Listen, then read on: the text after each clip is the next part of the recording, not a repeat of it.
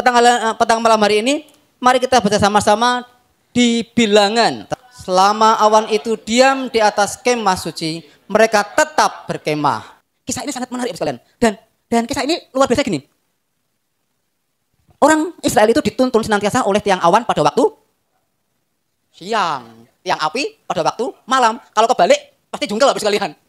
Nah, ini habis sekalian, dan atas titah Tuhan, ketika tiang awan itu berhenti, maka mereka berhenti dan berkemah. Dan atas titah Tuhan pula, ketika mulai terangkat, mereka berangkat. Itu atas titah Tuhan. Habis sekalian, coba bayangin, pasang tenda itu lama nggak? Lama ya. Kalau yang berkemah, tenda yang sekarang enak. Ada yang modelnya kayak apa tuh? Knockdown ya, ini ya, pakai aluminium tuh. Jadi, tempo saya waktu masih pramuka, itu tendanya susah. Ditarik pakai benang, betul? Pakai bambu. Bahkan patoknya tuh ya, pasaknya itu pakai bambu, pakai kayu. Zaman sekarang lebih enak sekalian, apalagi zamannya Musa. Itu tenda, kemah itu dari apa? Kulit lumba-lumba loh. Berat. Atas titah Tuhan. Ketika tiang awan itu menuntun mereka, itu berhenti. Mereka berhenti dan berkemah. Dan atas titah Tuhan pula, ketika tiang awan itu naik, mereka harus bongkar dan mereka harus berangkat. Kalau habis kalian, kita bayangin. Kalau tiang awan itu berhentinya 1 bulan. Pasang tendanya enak. Klak. Rasain masakan mamanya. Betul?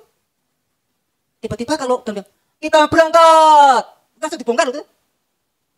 Pindah, berangkat loh. Tanpa alasan apapun. Belum mandi, belum gosok gigi, belum makan. Itu orang Israel harus berangkat. Betul? Itu harus manut loh. Nggak manut ketinggalan di padang gurun. Itu ngeri Bapak sekalian. Atas titah Tuhan mereka berangkat. Atas titah Tuhan pulang mereka harus berkemah. Itu kalau 1 bulan. Seminggu masih mending. Betul? Masih sanggup mendirikan tenda, kemah.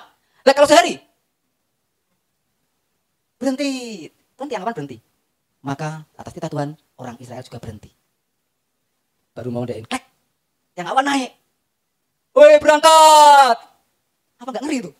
Tanpa alasan, tanpa keluh kesah. Wah Tuhan, hujan Tuhan, gue payung ngegereja males Tuhan. Enggak. Orang Israel saat itu juga harus bongkar tendanya dan dia harus berangkat.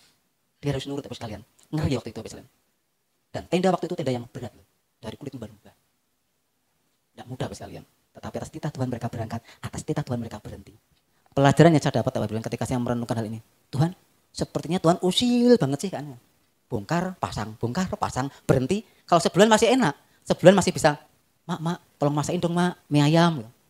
Kalau cuma pagi berhenti, siang berangkat. Ada kan? Pagi, sore berangkat. Belum sempat, udah berangkat lagi gitu. Habis sekalian dari hal ini, dari kisah ini kita belajar bahwa Allah yang kita sembah itu adalah Allah yang bergerak. Amin. Allah yang gak stagnan, diam di satu tempat. Tapi dia Allah yang bergerak dan terus bergerak mengajak bangsa Israel keluar. Tidak diam di satu tempat. Dan itu keinginan hati Allah. Seharusnya menjadi keinginan hati kita bagi orang-orang percaya. Arah itu tidak diam di satu gedung gereja, tidak diam di satu negara, tidak diam di satu bukit doa. Tetapi adalah Allah yang bergerak. Tinggal kita meresponinya. Amin. Di gereja kalau kita nggak meresponi dengan benar, ibadahnya ampang. Aduh yang pimpin puji-pujian Om Yogi, kacau mesti. Minta nyaci dikasih F sama Baim, nggak masuk mesti.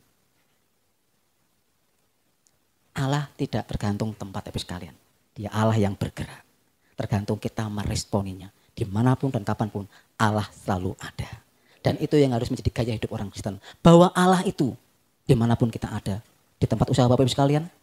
Di pasar, di toko, di sekolahan, di tempat ada kerja.